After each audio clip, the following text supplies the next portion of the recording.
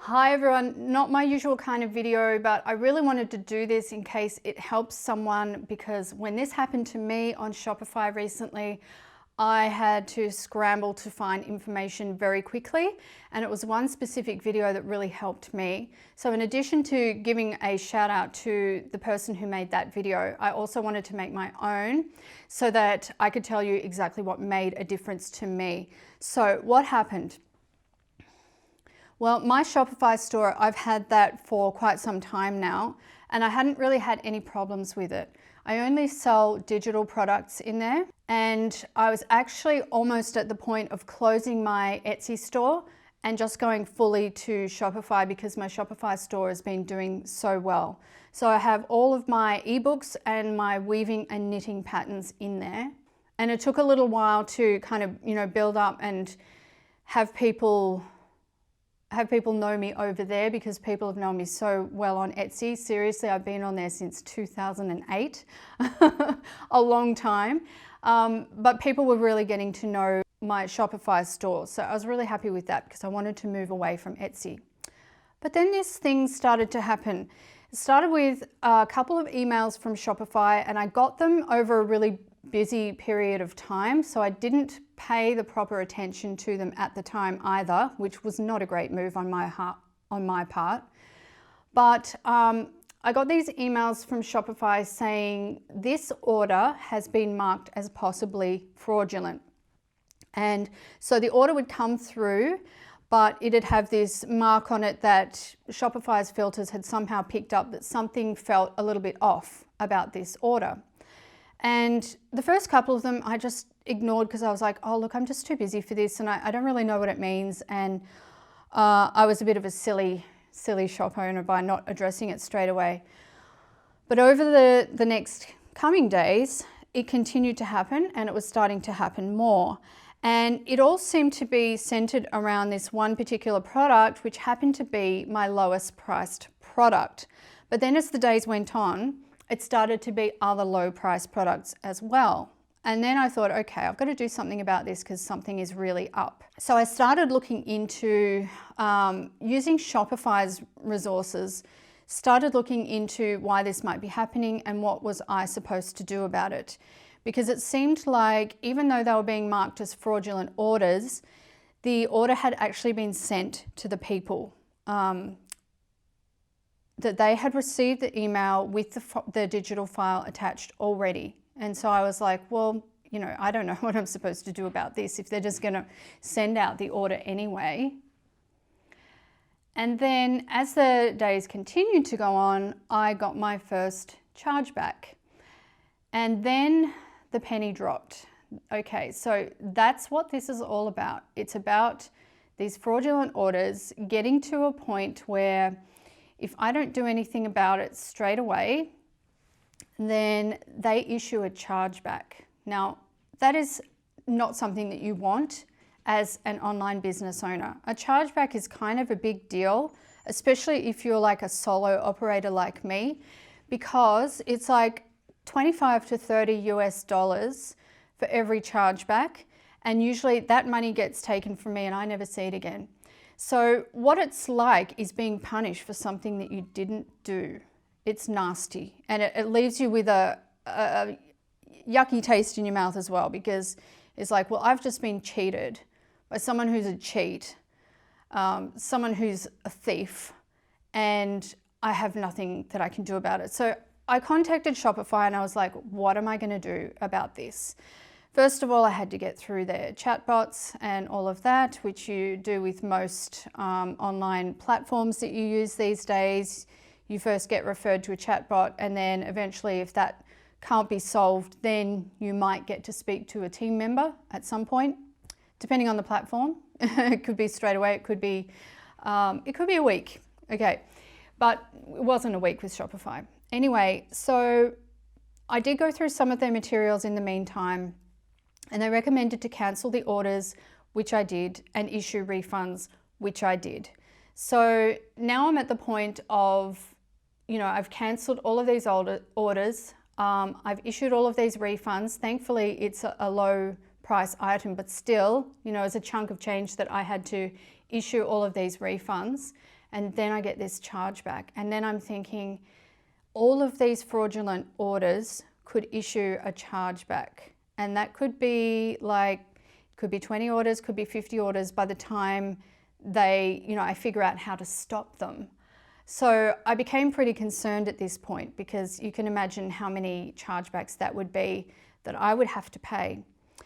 Now, when I did finally speak to someone at Shopify, they were very, very careful and insistent to state that they were not responsible for these fraudulent orders, and they were not responsible for the chargebacks. Basically, they're not going to help you. They're not going to do anything. Once I realized that, then I started scrambling a bit faster to try and find a solution. And thankfully on YouTube, I found a video by Jordan Allison Designs. Actually, there were two videos. So she'd made a video when this had started happening to her. Same thing, digital files that she was selling in the craft niche like myself. And she made the first video when it started happening, and then she made a second video as like a follow-up resolution kind of thing. So at this point, I had cancelled and refunded the orders, but I'd gotten the first chargeback.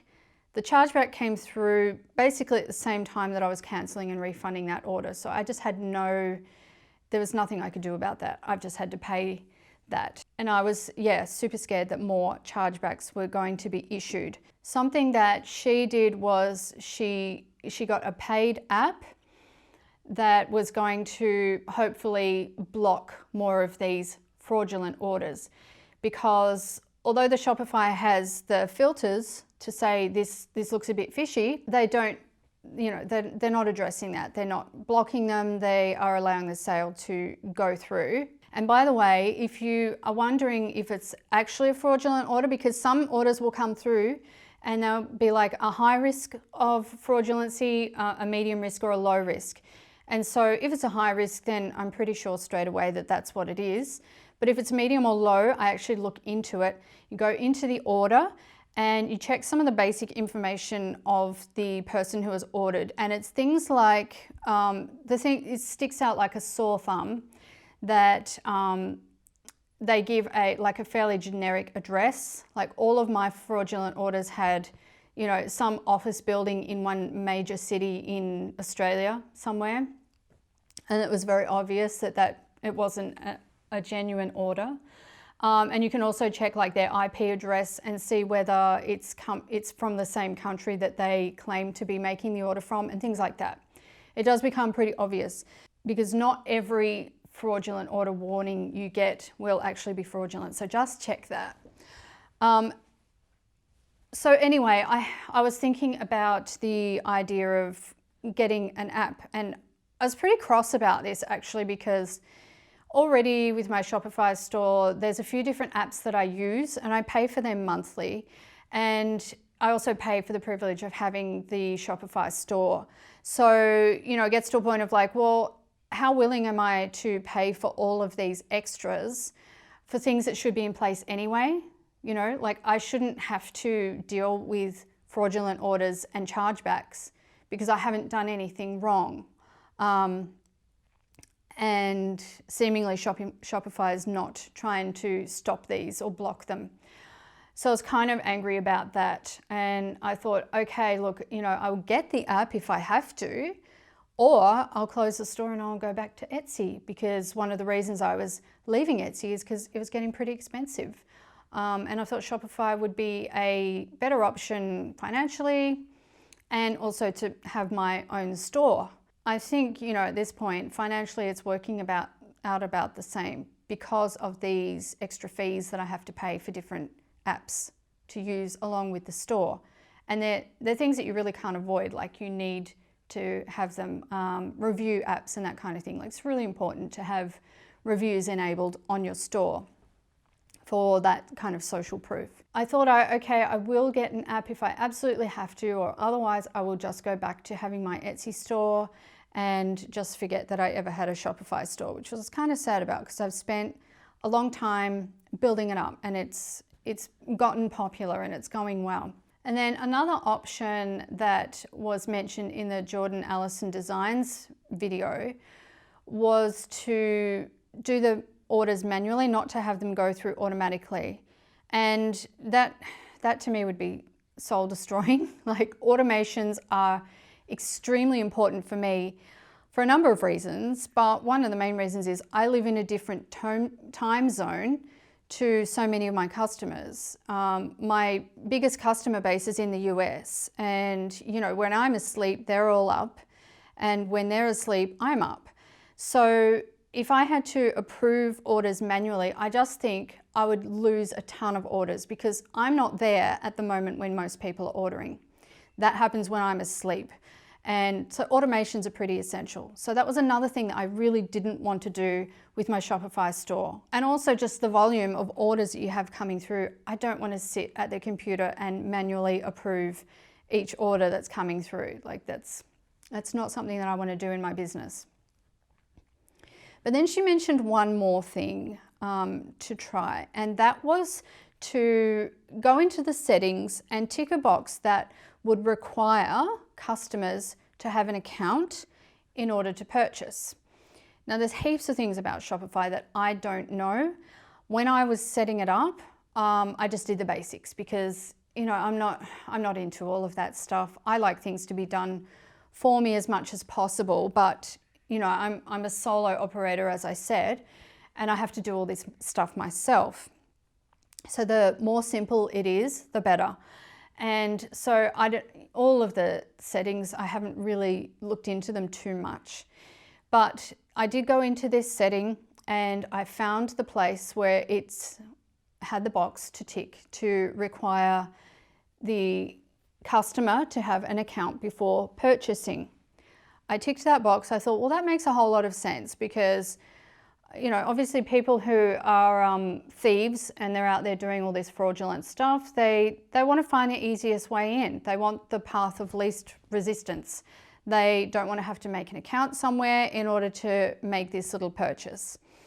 So I thought, okay, you know, I'll do that anyway, just because it seems to make sense. And I think that most of the people who follow me and are my customers, they're not going to mind doing that extra step. Maybe it's a little bit inconvenient for some people. It takes an extra minute or something. But once you have the account, you're set up and then you're good to go. So I ticked that box and it's been probably nearly 2 weeks and I have not had a single fraudulent purchase since then.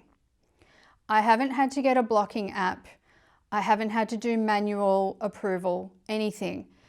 That one thing of ticking that box to have people set up an account before they purchase anything from my shop, that seemingly, and I hope that's the end of it, but it seemingly has fixed the problem for me. So if this has happened to you, apart from cancelling and refunding those fraudulent orders, which you should do right away, find that setting and use AI to help you or whatever you need to do in order to find it. That is a quick way to find the settings. If you're like me and you're like, I can't sort through all of these settings and all of these pages in order to find what I'm supposed to find the quickest way to get to that in your settings.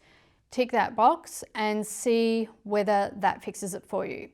And if it does, I would love to hear from you. Drop me a comment to let me know, and I will certainly come back and do an update if it stops working or if anything changes. But for now, I am one happy camper, not so happy with Shopify and their lack of support in this situation that is not good for business. But if this is the solution, then I am happy. I'm going to link to the Jordan Allison videos down below so that you can benefit from her experience as well. And I hope this was helpful to you. Bye-bye.